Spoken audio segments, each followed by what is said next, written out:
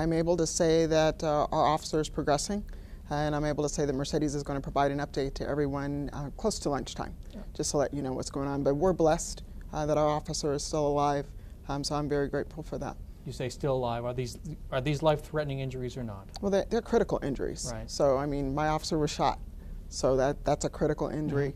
Again, I'm just blessed that he's alive, he's coherent, he's cognizant, so we're very blessed. Where were you when you got the call? Sorry? Where were you when you got the call Home. that an officer was down? Yeah, I was home. Home. Yep. How does that call go?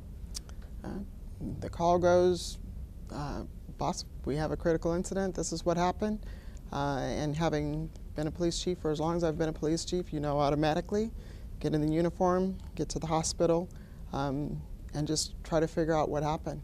Support your officers. The best thing about last night, this morning, whichever you want to slice it, everything's running together right now, was the overwhelmingly support from the police department, then extended to the greater community.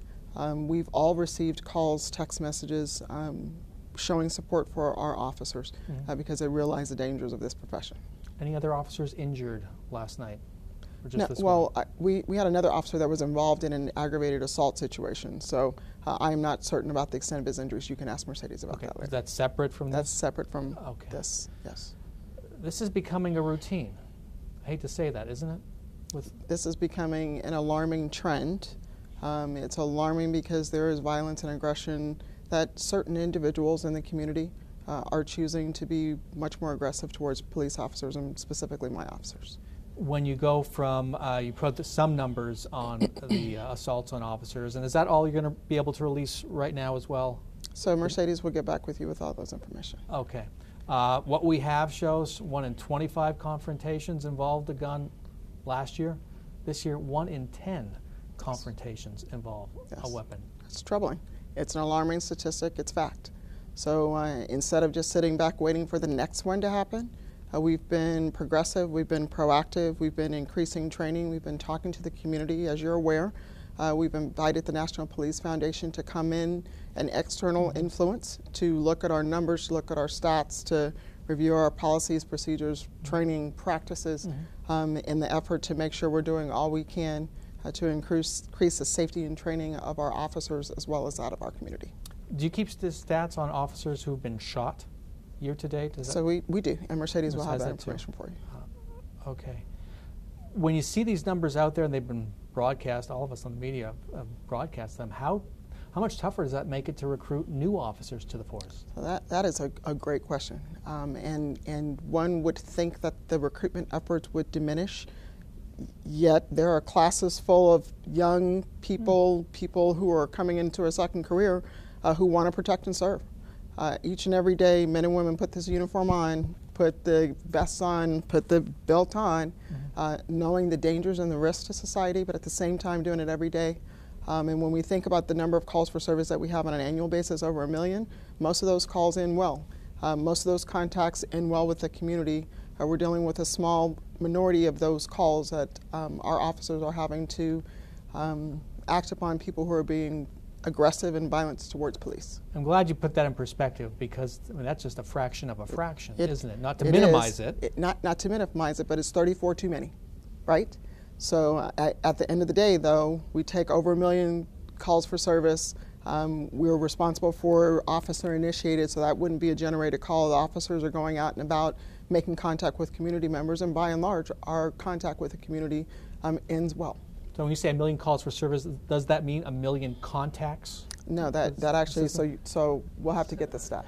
700,000 contacts? Okay. Contacts, okay. Thanks, Tommy. Okay, is this something that's brought up or discussed now with new classes of recruits? Do you get questions on it? Do your trainers get questions on this from recruits? So, I don't know if they get questions. I do know that it's part of our training. I do know that it's part of the communication. I do know that especially with this generation, they are definitely in tune with social media, so they know what's going on because the information is coming out. But at the same time, again, I see classes of young men and women who have the white long sleeve shirt on and the black tie, ready to take the oath of office. I hear from some for some folks, the takeaway from these numbers is the police are trigger happy.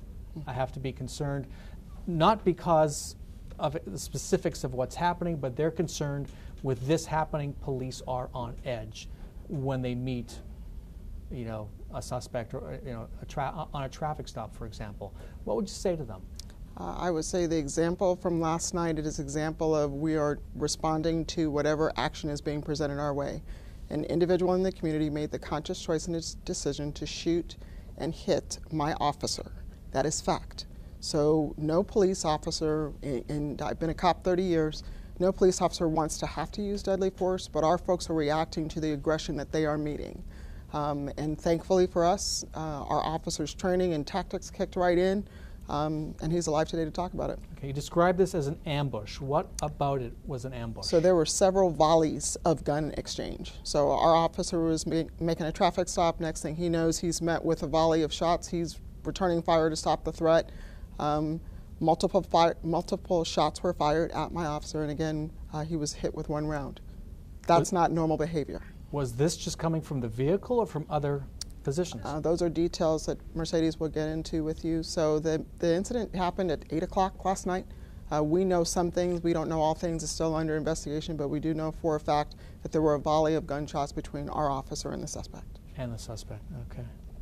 And you mentioned 30 years, and so let's talk about the numbers. Oof. You've seen this progress over 30 years. Would this have been unthinkable 30 years ago, what happened last night? I think it would have been different. So I can recall being a young officer in patrol, so there were more wrestling matches with people not wanting to go to jail because they had a warrant or something.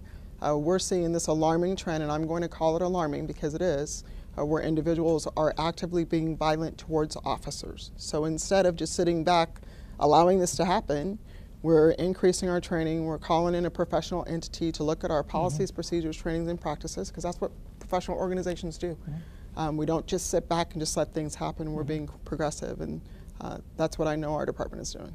Okay, and talk about the piece of this that involves armed suspects. We have seen guns explode in our communities.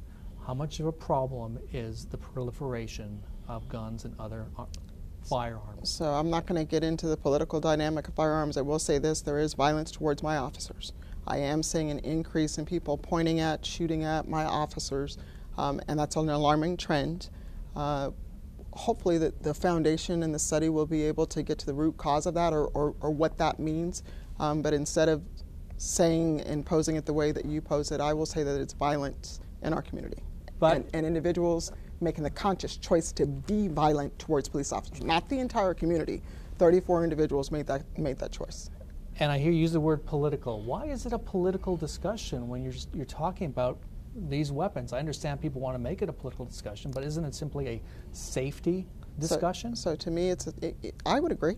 It's a safety discussion. I would agree that it's a violence discussion.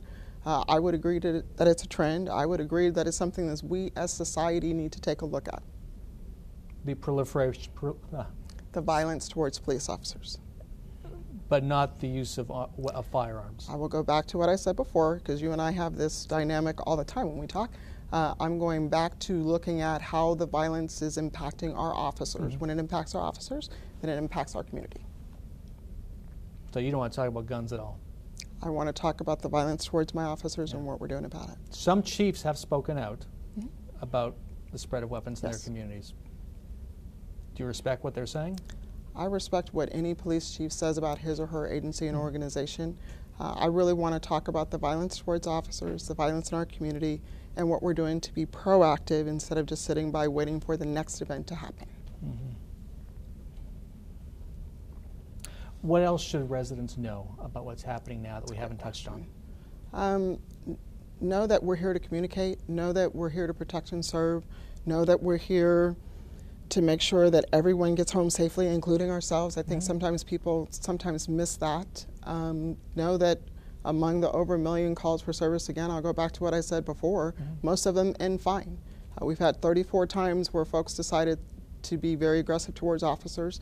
That's impacted over 50 officers on our department, and that impact is real. That impact is felt. But at the same time, you just don't sit back and be afraid. You learn how to mitigate, you train, you talk to people, you talk to your officers, you talk to community members, you talk to members of the media, to make sure people know that you're being upfront and transparent. Mm-hmm. And I understand why you see the dynamic between us that way, and that's fine. It's the way I am. And I'll say this: I don't expect an answer, but the way I look at it, having been in my job for 35 years, I kind of know why things are happening. And when I see a chief who's been in her job, been a police officer for 30 years, I think you understand why things are happening. If I understood and knew exactly what was happening, I wouldn't call in and have a study come in. So again, I'm going to loop back to the previous message. Any professional organization, whether it's law enforcement, media, Fortune 500 company, is unafraid to have an outside entity come in and look at your policies, procedures, training, and practices in the effort to get better, in the effort to, and I'm going to use your words, in the effort to be safe. At the end of the day, no matter how you slice it, no matter what walk of life you're from, we all just want to be safe in our communities. And the men and women who put on uniforms are the folks who allow that to happen, knowing the risks associated with it. All right, very good. Yep.